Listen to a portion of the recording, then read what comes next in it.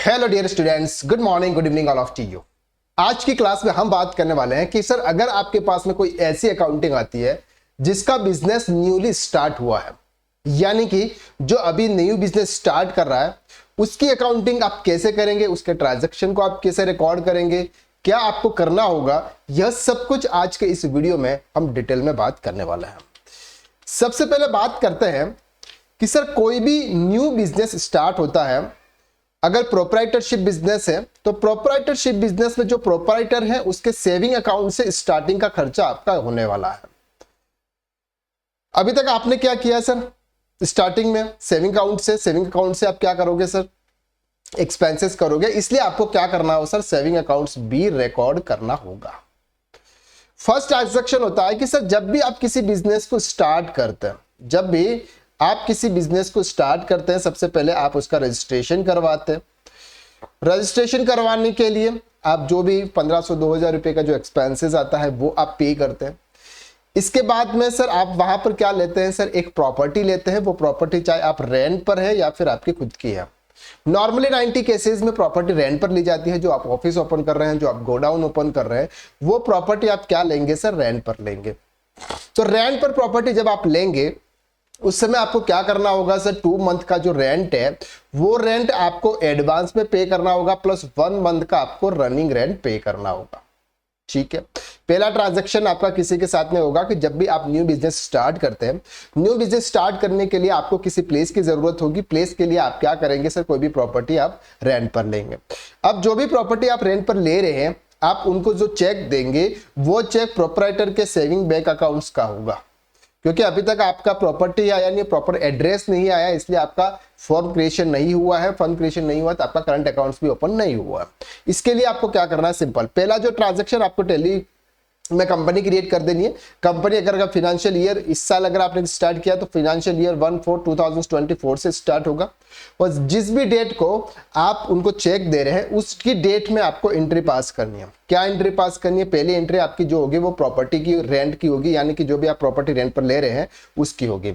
सबसे पहले आएगी यहाँ पर रेंट डिपॉजिट, यानी कि जो 2 मंथ का जो आप रेंट डिपॉजिट कर रहे हैं, फॉर एग्जाम्पल 20,000 रुपीज का आपका रेंट है, और तो 2 मंथ का कितना हो गया सर, 40,000 रुपीज, ये आपका उनके पास में डिपॉजिट रहेगा, और 20,000 रुपीज आप क्या दे रहे हैं सर, रनिंग रेंट पे कर रहे हैं। तो 20,000 रुपीज ये आपका क्या, सॉरी 40,000 रुपीज ये आपका क्या होगा sir, rent deposit, advance rent नहीं है, ये रेंट डिपॉजिट है। ये जब तक आप प्रॉपर्टी खाली करोगे तब तक ये उनके पास में एडवांस रहेगा। अगर साथ में एंट्री करना चाहते हैं तो आप रेंट पेड की एंट्री भी साथ में ही कर सकते हैं, कंपाउंड एंट्री आप कर सकते हैं। कितना है सर, 20,000। अब जो रेंट डिपॉजिट है उसका हेड होगा सर डिपॉजिट एंड एसेट। आप उसको कौन से हेड में लेंगे सर, डिपॉजिट एंड एसेट्स के हेड में, और ये जाएगा सर आपका इनडायरेक्ट एक्सपेंसेस। क्लियर हो गया। तो सेविंग बैंक अकाउंट्स जो भी है आपको उसका लेजर्स क्रिएट करना है, और वो जो बैंक होगा आपका उस बैंक अकाउंट्स को आपको क्या करना है, क्रेडिट करना है।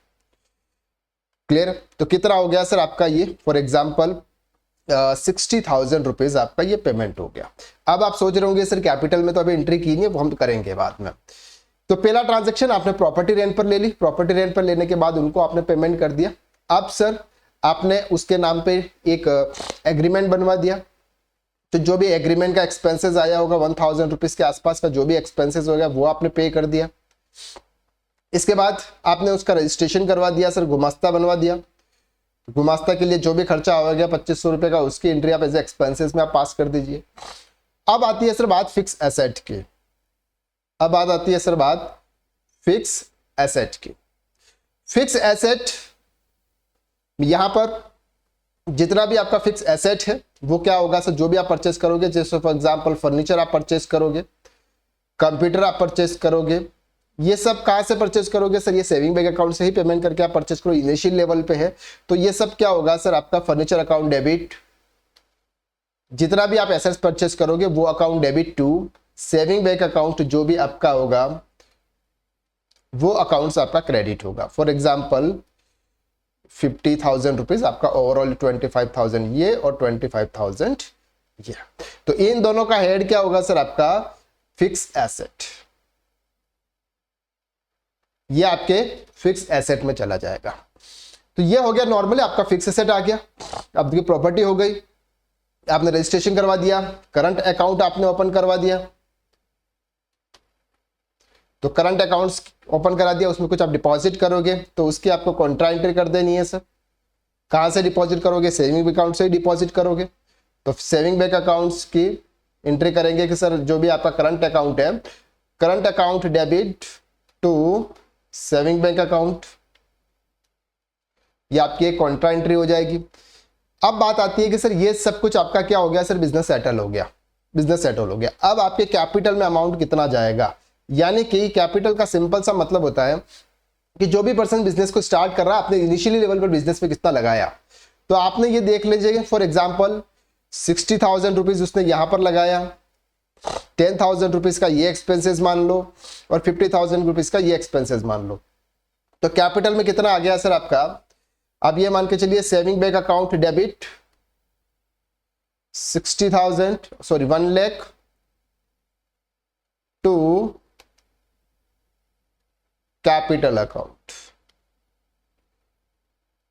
ये ट्रांजैक्शन आपको इनिशियल लेवल फिक्स एसेट्स के पहले करने पड़ेंगे, या जो भी आपने रेंट डिपॉजिट किया उसके पहले आपको ये वाला ट्रांजैक्शन, यानी कि सेविंग बैंक अकाउंट को आपको वहां से आप स्टार्ट कर रहे हैं, जहां से आपका बिजनेस स्टार्ट हो रहा है वहीं से आप सेविंग बैंक स्टार्ट कर रहे हैं। सेविंग अकाउंट्स पे आपका फॉर एग्जांपल 1 लाख रुपीस का जितना भी आपका पेमेंट पड़ा होगा, वो पेमेंट आप यहां से होगा, ओपनिंग बैलेंसेस यहां पर आ जाएगा ये, और साथ में कैपिटल की एंट्री भी आपकी यहां पर आ जाएगी।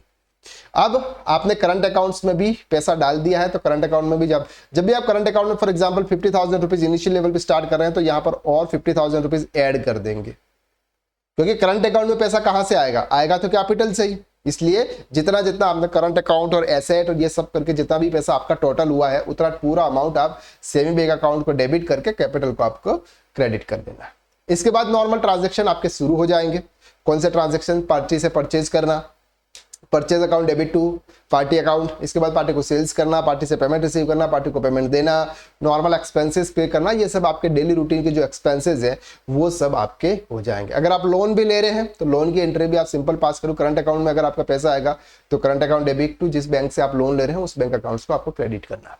तो ये नॉर्मल ट्रांजेक्शन होते हैं किसी भी बिजनेस को स्टार्टिंग के करने में। जब भी आपका बिजनेस स्टार्ट होता है उस समय आपको ये ट्रांजैक्शन आपको इनिशियल लेवल पर करने होते हैं, उस अमाउंट्स को आपको कैपिटल में ट्रांसफर करना होता है। आई होप कि इस वीडियो के अंदर हमने जो कुछ भी कवर किया वो आपको इजीली क्लियर हो गया। तो आज के लिए बस इतना, नेक्स्ट वीडियो में हम फिर मुलाकात करते हैं, तब तक के लिए थैंक यू सो मच।